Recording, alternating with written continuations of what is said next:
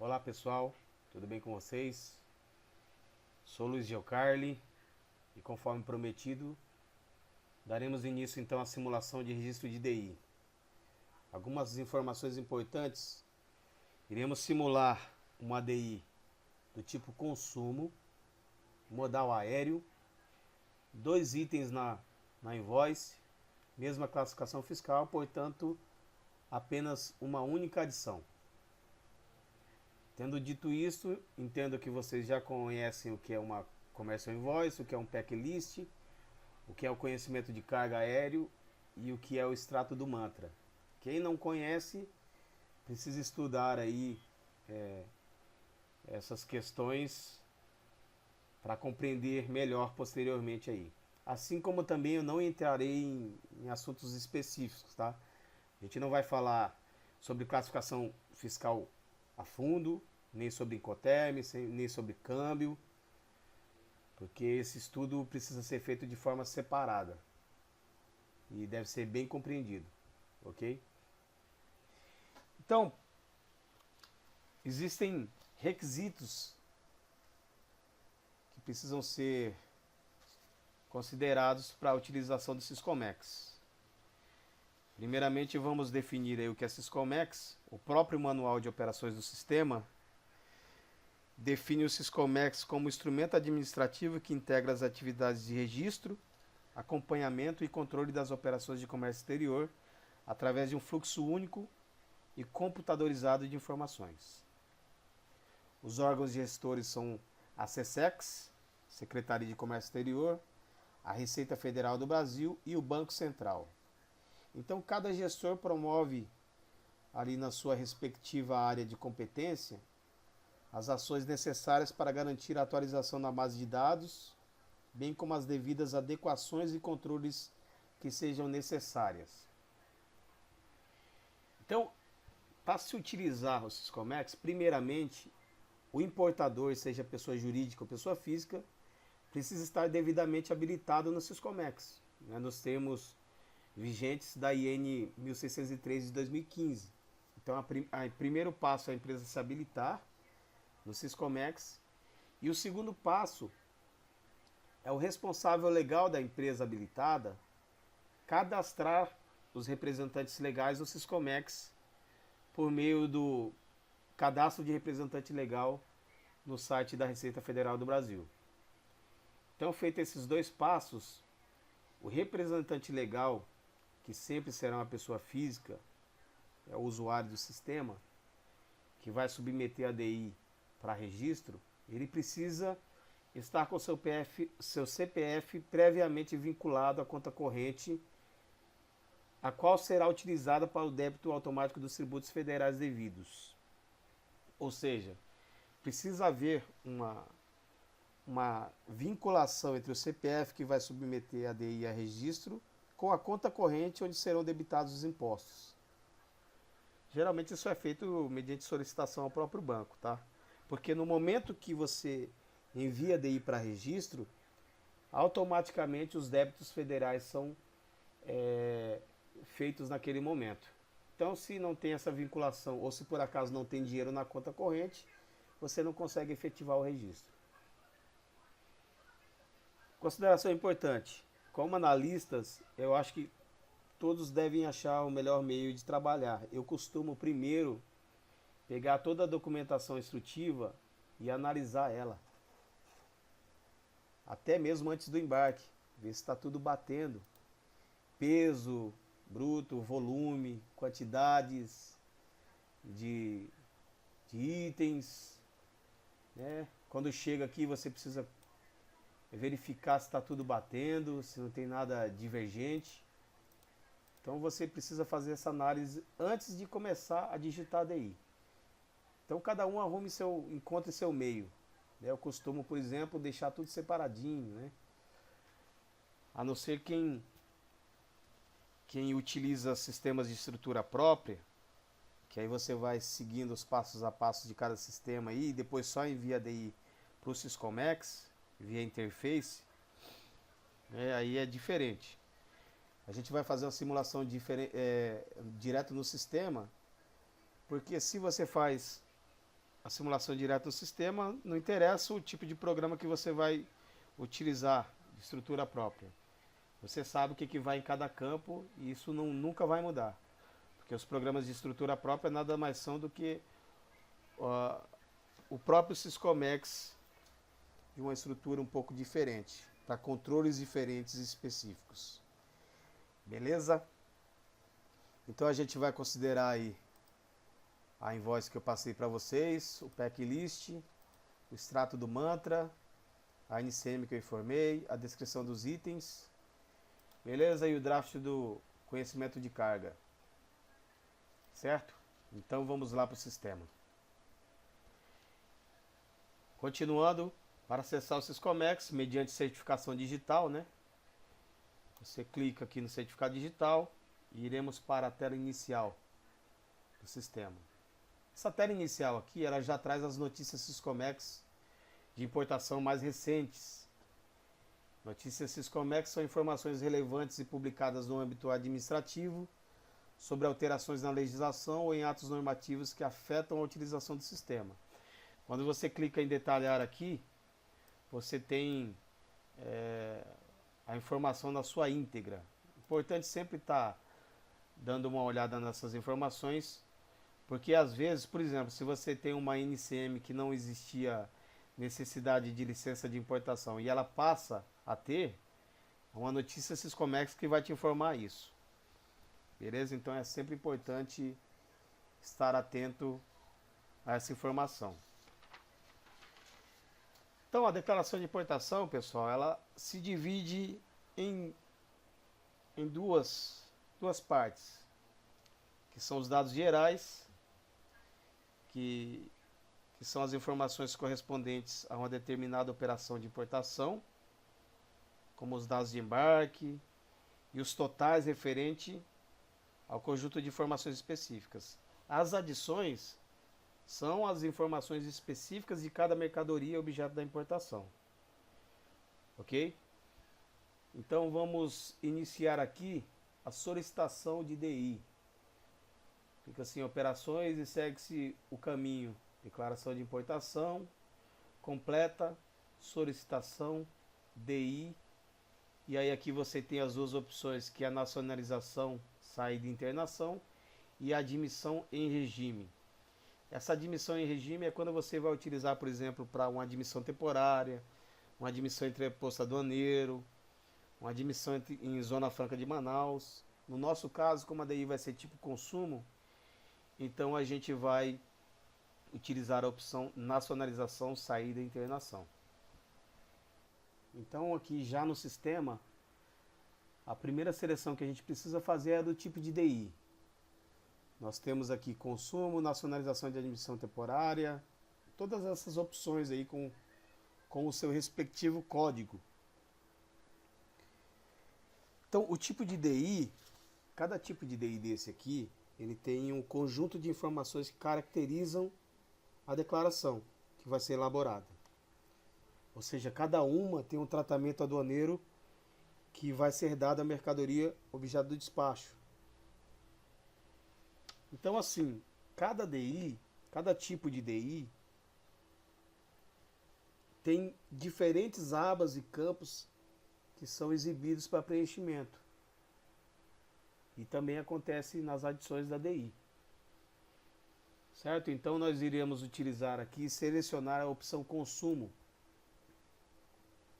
Aí o sistema já irá abrir as abas gerais aqui. Você só vai conseguir selecionar se você já definir uma identificação de solicitação de DI. O que é essa identificação de solicitação de DI? É o nome do arquivo, é uma referência. Uma referência utilizada no embarque, aí, o processo. Quem já trabalha na área sabe que geralmente é um processo que visa comunicação entre o importador e a comissária, ou seja, é uma referência do processo. Beleza? O nome do arquivo. Com esse nome do arquivo, depois que você tiver elaborado a DI, se você precisar fazer alguma coisa, você salva ela e depois você recupera, tendo por base esse nome do arquivo, que é a identificação da solicitação de DI. beleza? Então eu vou colocar aqui aula 1 como referência. E aí aqui você tem o importador, que pode ser, clicando aqui na caixa de verificação, pode ser pessoa jurídica, pessoa física, opção diplomática, ou transportador porta a porta. Ou seja, você vai selecionar a opção correspondente. Se você selecionar a pessoa jurídica, vai abrir o campo para o CNPJ. No caso, a gente utilizará aqui a simulação como pessoa física, beleza? Então, você informa o CPF aqui e automaticamente já vai aparecer o nome ali do importador. Se fosse uma pessoa jurídica, você informaria o CNPJ e automaticamente já apareceria ali o nome do importador. É até interessante porque se você não tiver cadastrado no radar da empresa, ele não vai aparecer o nome da DI, do importador aí, e o próprio sistema já vai te dizer que você não tem a representação, certo? E aqui, caracterização da operação, que indica se a importação se é direta, né? Se é importação própria ou importação por conta e ordem de terceiros, ok? No nosso caso, importação própria. Aí a gente tem aqui a indicação de Fundap. Fundap é um financiamento para apoio a empresas com sede no Espírito Santo, que devidamente habilitadas realizam operações de comércio exterior com ICM no estado. Então, nós não temos Fundap, então não selecionamos essa situação aqui. Então a gente clica em salvar, o sistema salva a nossa solicitação. Beleza? Aí a gente, agora sim a gente tem acesso a todas as abas dos dados gerais. Então nossa DI já tem um nome, já tem uma identificação. Se eu precisar sair do sistema, eu não perco essas informações desde que eu salve elas, né? E basta entrar no sistema novamente.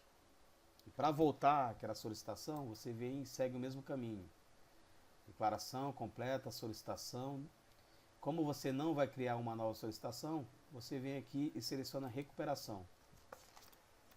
Aí basta clicar o nome do arquivo, consultar e o sistema vai te trazer todas as informações já preenchidas até o presente momento, beleza? Então a primeira aba é a básicas, o RF de despacho é a unidade da Receita Federal responsável pelos procedimentos do desembaraço aduaneiro. Se você clica na lupa, você tem a opção de busca, seja por código ou seja por descrição. Então se eu colocar aqui Aeroporto Internacional de Viracopos, ele já me aparece aqui, caso eu não saiba o código, né? Clico em OK e o sistema já preenche automaticamente a unidade. Caso você saiba, basta digitar direto aqui. Opa, que ele vai te dar o mesmo resultado. Modalidade do despacho, a gente tem as opções normal, antecipado, entrega fracionada, antecipado com entrega fracionada, sobre águas ou EA.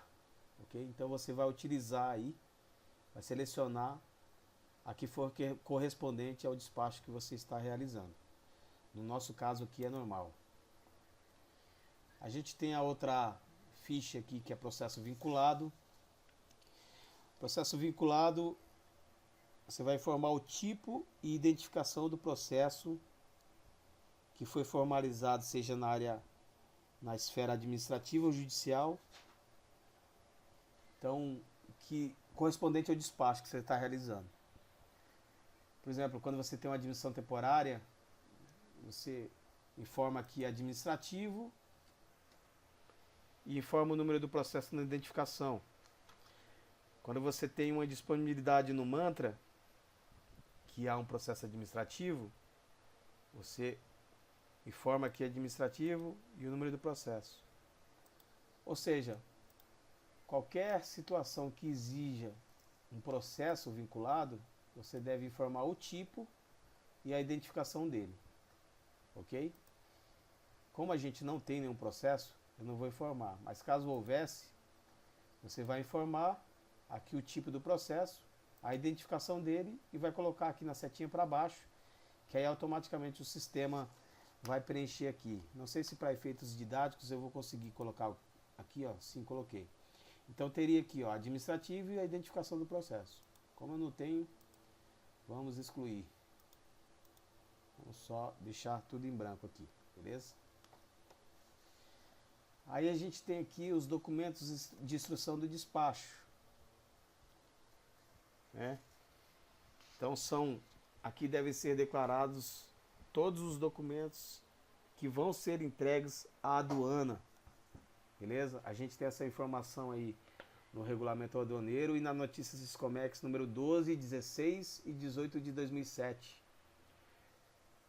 No nosso caso, ó, se você clica aqui na caixinha de verificação, você tem todos os documentos que podem ser apresentados para a Receita Federal de acordo com o tipo de declaração, beleza?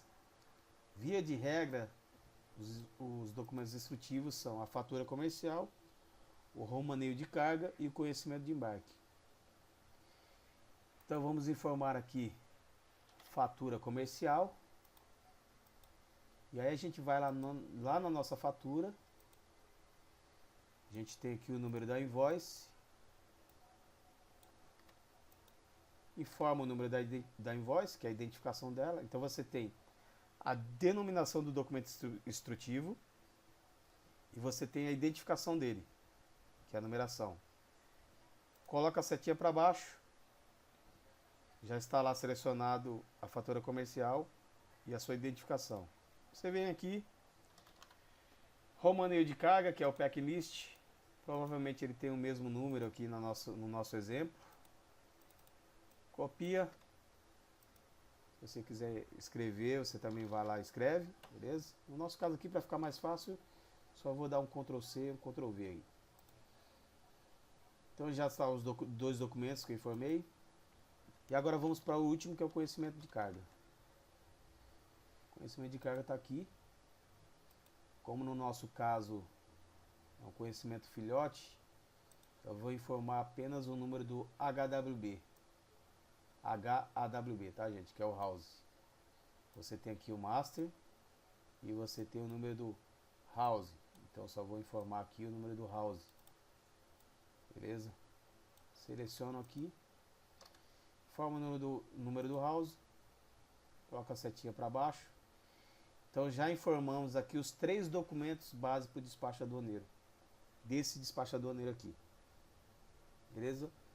Fatura comercial, romaneio de carga e conhecimento de carga.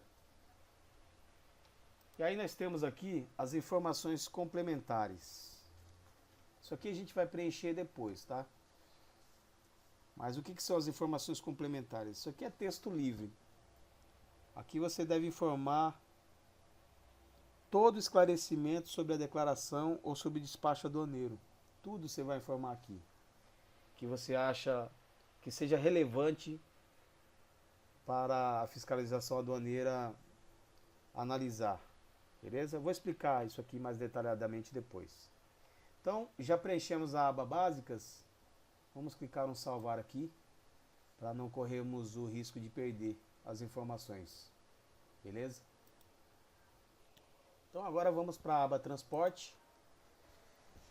A aba transporte, ela contém as informações sobre o transporte da mercadoria objeto de despacho.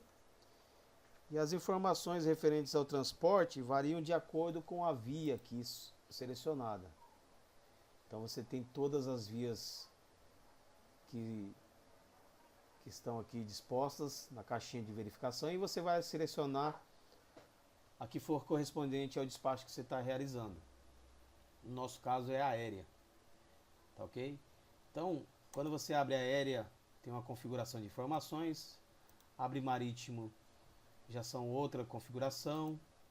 Rodoviário Então, ou seja, isso vai mudando de acordo com a via utilizada.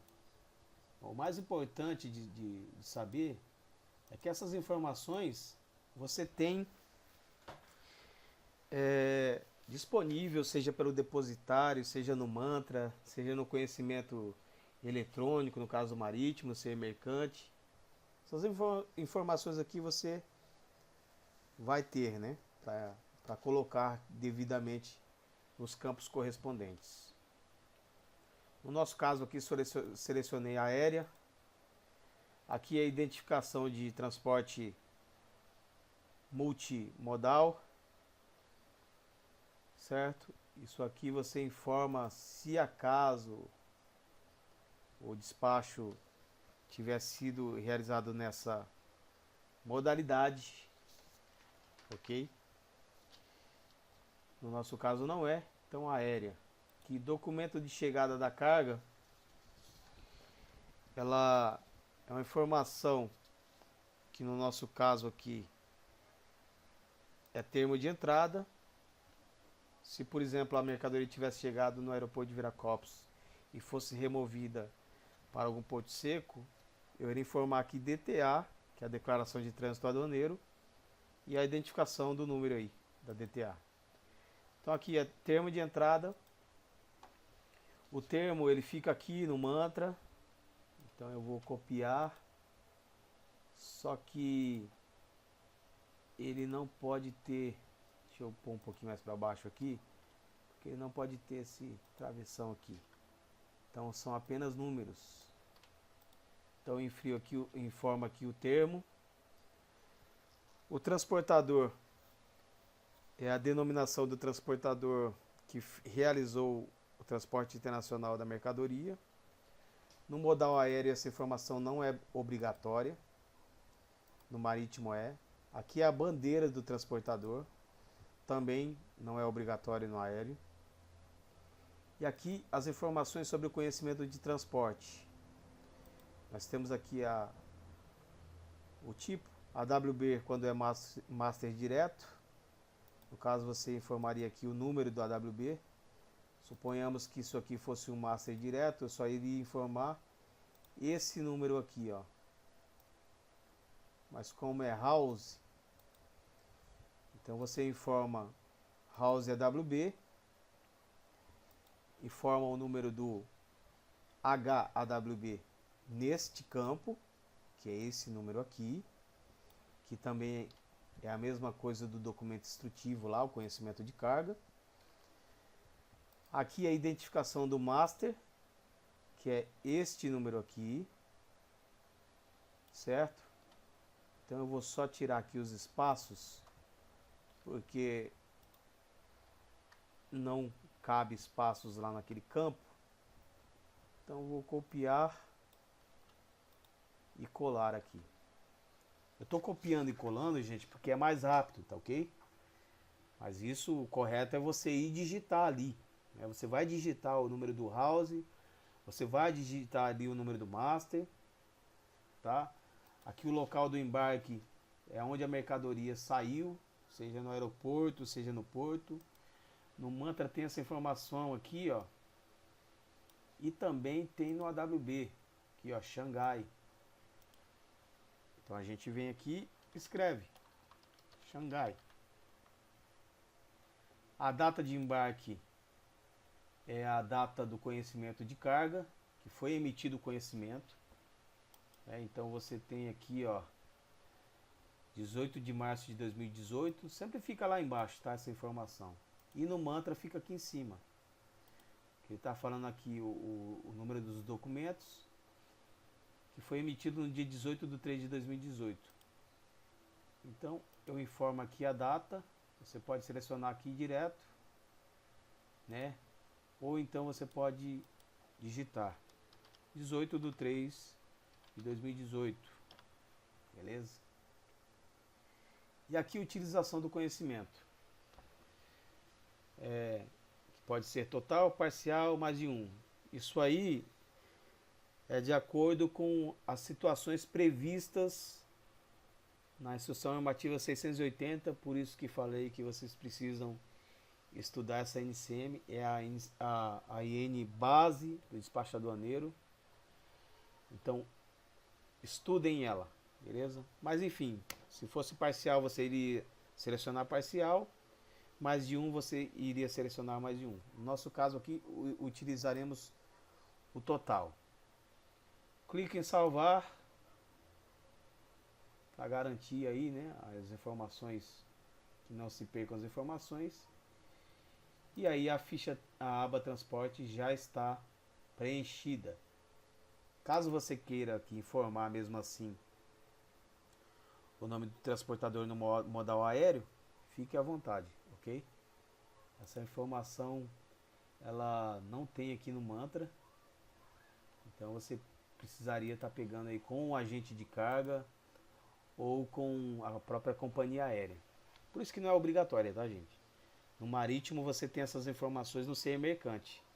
Você tem o nome da embarcação e você tem o nome da bandeira do navio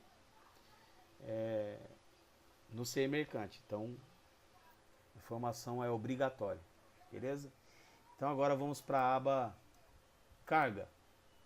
Então aqui na aba carga, primeiro campo é país de procedência. Você tem aqui na caixinha de verificação os países para ser selecionado o correspondente. Então, o país de procedência é o país onde a mercadoria se encontrava no momento de sua aquisição e de onde saiu para o Brasil, independentemente do país de origem ou do ponto de embarque final. Então, geralmente, via de regra, é o país do exportador.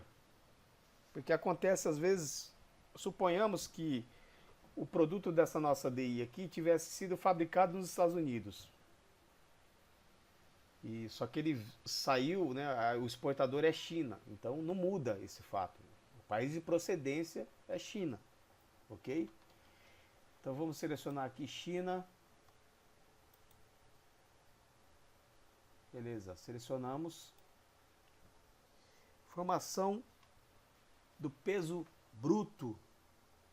Isso aqui é o somatório dos pesos brutos dos volumes objeto do despacho, expresso em quilograma e fração de até 5 casas decimais. Entendeu? Então, aqui a gente tem o peso bruto total, tá, gente? Peso bruto total, 1.476 quilos. Então, vamos informar aqui 1.476 quilos. Data da chegada é a data de formalização da entrada do veículo transportador no porto, no aeroporto ou na unidade da RFB que jurisdicione o ponto de fronteira alfandegado. No nosso caso aqui, o Mantra ele te dá essa informação, dia 21/3/2018. Então iremos informar aqui, dia 21 de março de 2018. O peso líquido é o somatório dos pesos líquidos das mercadorias objeto do despacho. Também em quilogramas e fração de 5 casas decimais. Então a informação do peso líquido total, sempre total aqui nos dados gerais, tá? Porque depois, nas adições, nós iremos informar ali o peso líquido de cada adição. Suponhamos que no nosso caso, houvesse várias classificações fiscais, vários produtos com várias classificações fiscais, portanto, várias adições. Eu preciso informar lá no campo da adição o peso líquido daquele produto específico. Só que aqui, nos dados gerais da DI, eu vou informar o peso líquido total de todos eles. Então essa informação tem no packlist. Por exemplo, se isso aqui fosse um produto com uma classificação, eu teria um peso líquido aqui de 1.120 quilos. E o outro produto teria o peso líquido de 225 quilos. Então na adição 1 eu informaria isso aqui, e na adição 2 eu informaria isso aqui. Só que no total, que é onde a gente está no momento, nos dados gerais, eu preciso informar o peso líquido total. Então seria aqui 1.345 quilos. Beleza? Aqui o agente do transportador. que é um número de inscrição do CNPJ da pessoa jurídica nacional que representa o transportador da carga. Há quem informe isso aqui, mas também há quem diga que é informação obrigatória, mas não é. Então, eu vou deixar em branco, mas fique vocês à vontade quando estiverem elaborando suas DIs, de informarem caso desejem, beleza? O RF de entrada no país. Isso aqui é a unidade da Receita Federal que jurisdiciona o local de entrada da mercadoria. Então, conforme a gente já falou, suponhamos que a mercadoria tivesse chegado em Guarulhos e fosse desembaraçada em Viracopos. Então eu tenho a URF de entrada Guarulhos. O sistema está um pouco lento. E a gente tem a URF de despacho Viracopos. Tá? Mas no nosso caso aqui também é Viracopos, porque a mercadoria chegou por Viracopos e eu vou realizar o despacho aduaneiro dela em Viracopos também. Feito isso, nós temos agora que informar sobre os volumes.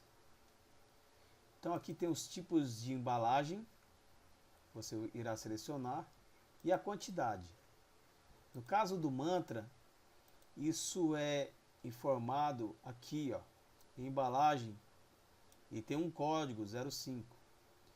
Para quem não sabe interpretar esse código aqui, existe o manual do mantra, existem as informações do TECA. No caso, esse código 05 significa caixa de papelão. Então aqui a quantidade de volumes 95 e o tipo da embalagem caixa de papelão. Então eu irei informar aqui caixa de papelão, procuro aqui onde está a caixa de papelão, selecionei, a quantidade a gente já sabe que é 95, e aí eu seleciono aqui, clico na setinha para baixo e já vai estar a informação aqui, beleza? Agora o recinto aduaneiro, que é o código do recinto alfandegado, onde está a mercadoria.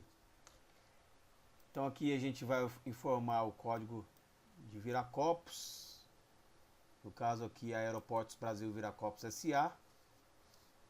Beleza? Então automaticamente o sistema preenche ali o código, o setor importação geral, e aqui é o armazém, se você quiser informar o armazém onde está a mercadoria. Aqui ó, TE, armazém TE. Então vamos informar aqui TE. Esse bloco de informações já está completo.